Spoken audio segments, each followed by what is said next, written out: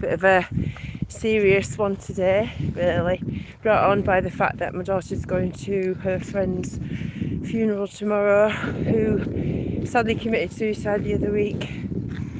26 years old, young man.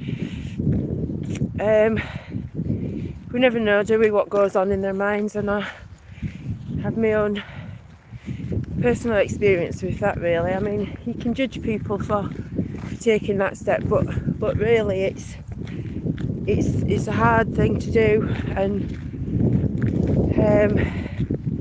yeah, a bit of a grim subject. But in order to bare my soul, I guess, not to draw any sympathy or anything like that, but just as an example, really, of my experience with suicidal thoughts.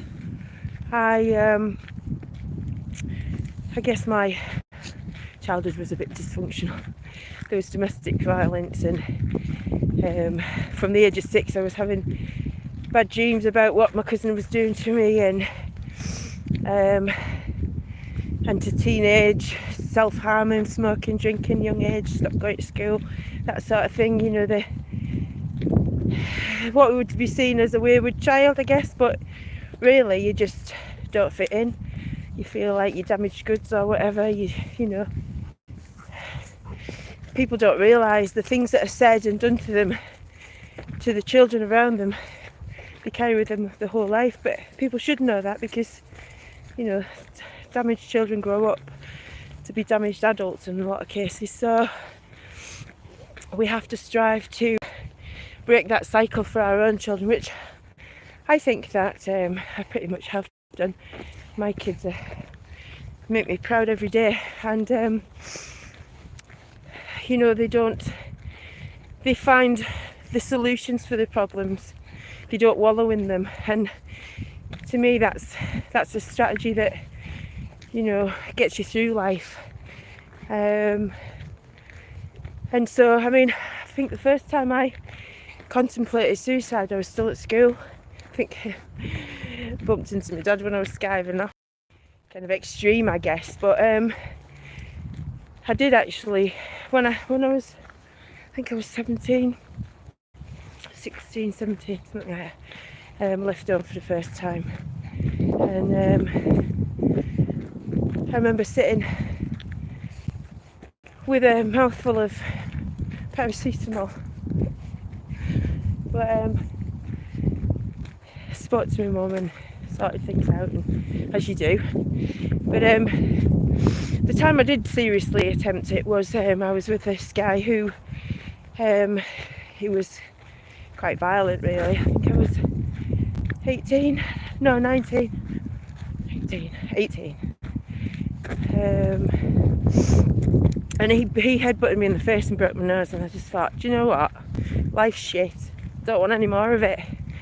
So I took a handful of my mum's tablets and spent the night throwing up. Fortunately, I went away for a week to recover. And then another time was, again, failed relationships. You don't realise how much it impacts on you when you don't know where you fit in, when you feel like you're damaged goods and you just want it all over, you just don't want the problems anymore. So I got to a point where I thought, well, I can't even do that right. So, morning Jess, I can't even do that right. So there must be a reason I'm here. I think, you know, we do all sorts. I mean, we have to find out who we are. That's the key. I fell pregnant with my first child straight away, and I think I always saw that as the angels were protecting me. And so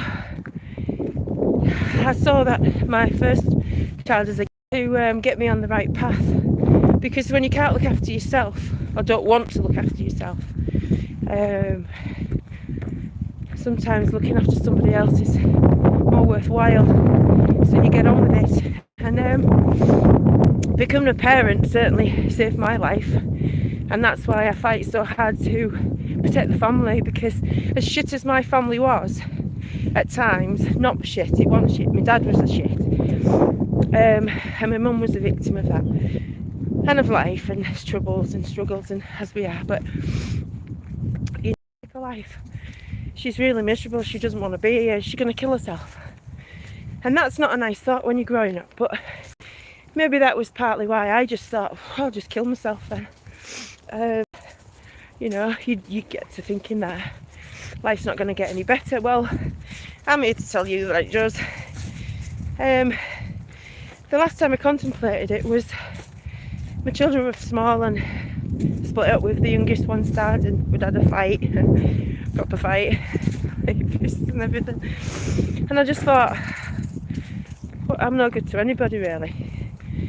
And then I looked at my kids and I thought, do you know what? Them kids need a role model. They need somebody to look up to. They need guidance. They don't need the legacy of, yeah, sorry kids, couldn't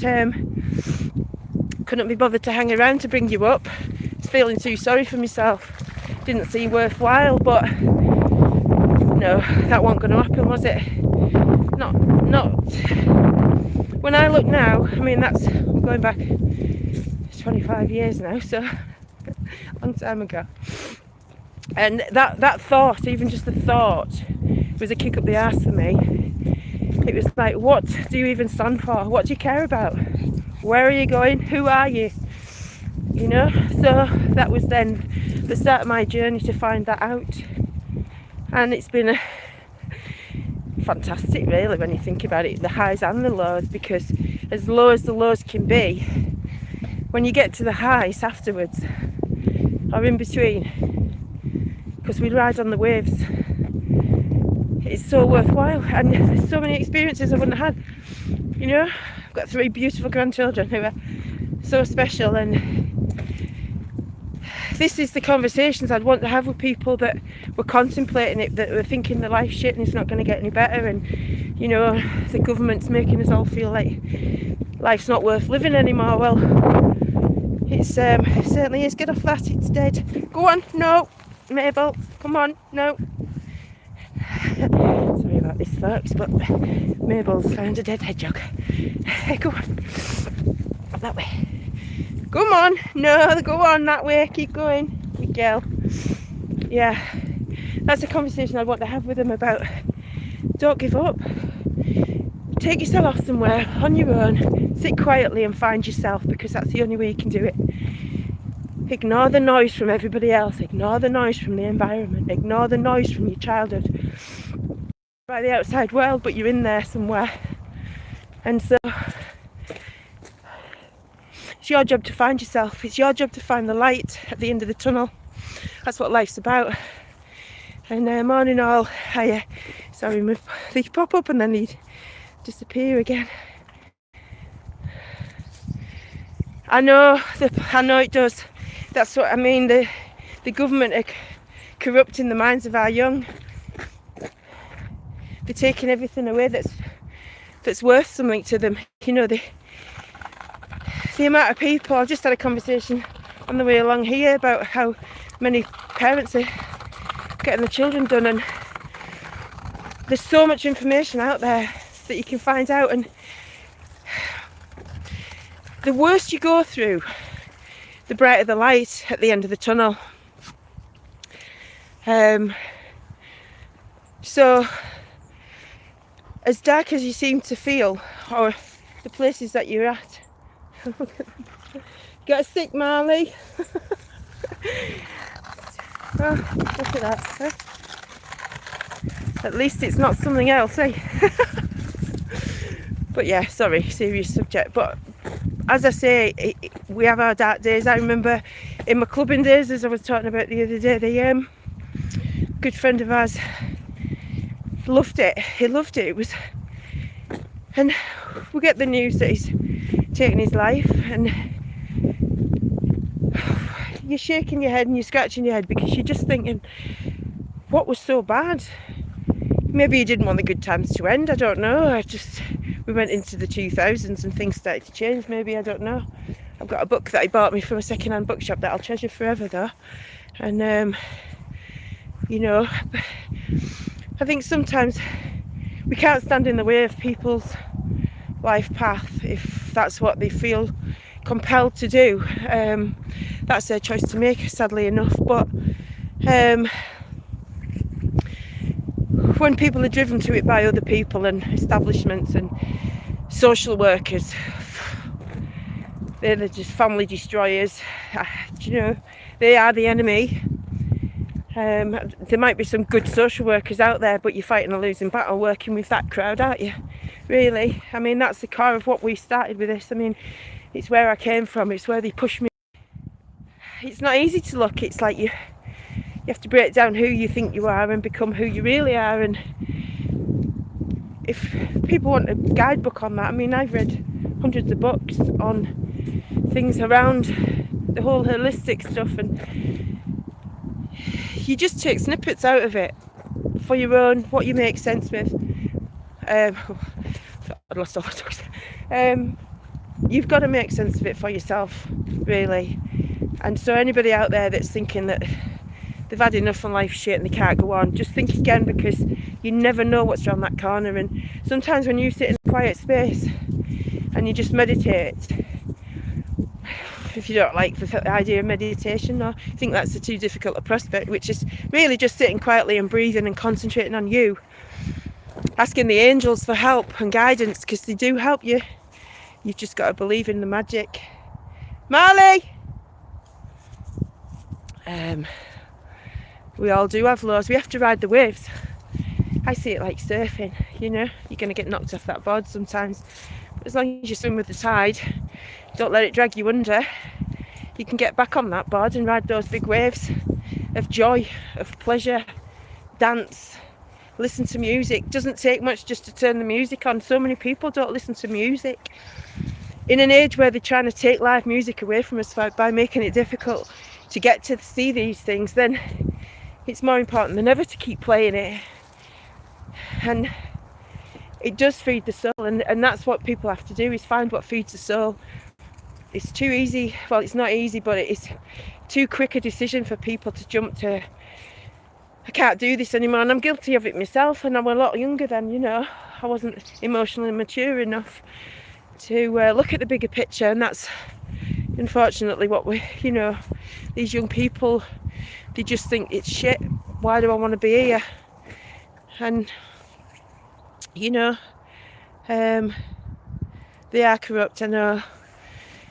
That's what we've been fighting. But do you know what I'm hoping in all of this? People are making choices, and well, there is a division, I know. But it's going to come to a point, if things are true, if what they're saying is true about this poison, then we are going to be left to pick up the pieces, and we have got to be fighting fit to do that. We've got to be full of light and love and care and compassion and understanding and forgiveness and all of those things that breed a better environment, a more caring environment. Even those that push us away, we've, you know, let them come back out now because of the government, but people aren't joining the dots. They're still not joining the dots. I know more people that have committed suicide. I mean, I still haven't found out what happened with the helicopter yesterday, but than they have of anything else, and you know, to do with this thing. But oh God, how many dead hedgehogs? I think there's a third one. Get off it! Your mother will kill me if you get fleas off that. Come here, good girl. But come. No, mate. Oh no. That's the way. Come on, leave it. Go on, that way. I have to put them back on the leads in a minute. Anyway, you want to see me? It's like dancing around the maypole. They're all getting tangled up with this little one here, wanting to be leader at pack already. I don't know where she gets it from. It's been my daughter. But yeah, so yeah, sorry it's been a bit of a kind of a depressing subject, I guess, but brand new. I know I do watch Vernon Coleman, yeah, I know. It's come on!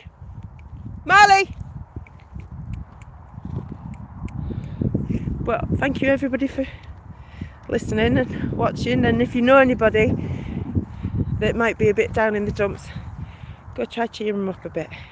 Ask them what they need, ask them what you can do for them. Yeah? Alright, have a good day. Peace, love and light.